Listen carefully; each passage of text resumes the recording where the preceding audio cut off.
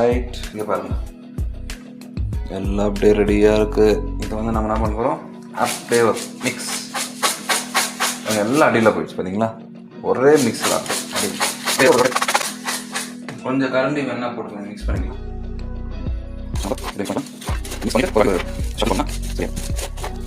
போதும், கரும்பு ரெடி.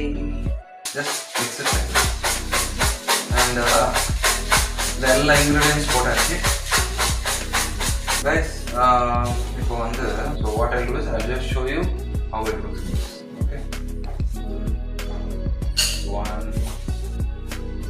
2 3 4 5 1.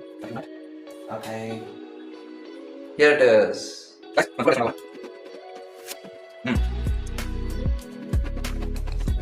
ஆகா